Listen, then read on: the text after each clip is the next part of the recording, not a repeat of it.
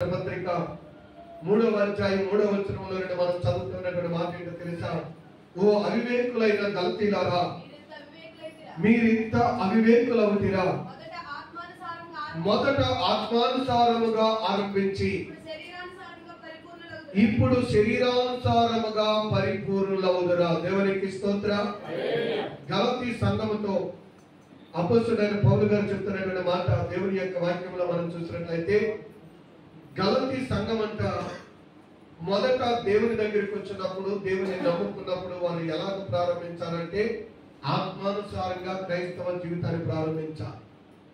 ప్రతి విషయంలో దేవుని మీద ఆధారపడేవారు, ప్రతి విషయంలో దేవుని ఆత్మ సహాయం కోరుకునేవారు, ప్రతి విషయంలో కూడా ప్రభు చిత్తమును బట్టి నడిచేవారు. కానీ ఉండగా వారు దేని మీద ఆధారపడటం మొదలు పెట్టారంటే ఆత్మానుసారంగా ఆత్మను విడిచిపెట్టారు. లోకాన్ని బట్టి, శరీరాన్ని బట్టి, ధర్మశాస్త్రాన్ని బట్టి, కట్టడలను బట్టి ప్రియులారా వారి జీవితాన్ని ప్రారంభించడం మొదలు పెట్టారు.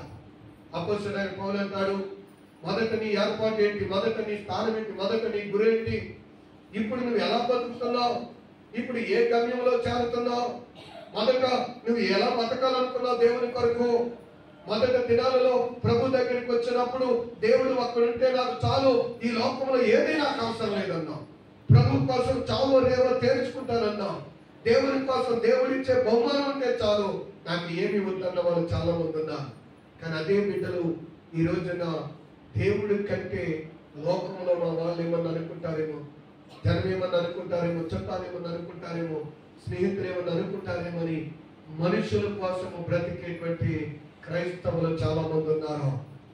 ఈ రోజున నీ ఆత్మీయ స్థితి ఎలా ఉంది?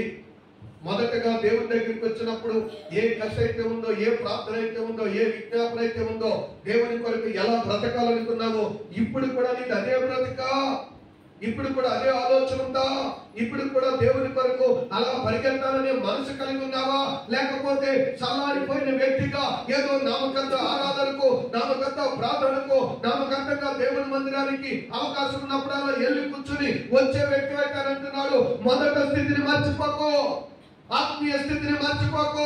మొదట దేవుని సన్నిధిలో ఎంత ప్రార్థన చేశావు, ఎంత కన్నీరు కాచావు, ఎంత పశ్చాత్తాపడేదాడు, ఎంతగా దేవుని మందిరంలో దేవుని పనిలో నీరే ముందుండాలనుకునేవాడు. కానీ ఇప్పుడు ఎలా ఉంటున్నావు? ఇప్పుడు ఎలా పరిగెడుతున్నావు దేవుని కొరకు? నీ ఆసక్తి ఏమైపోయింది?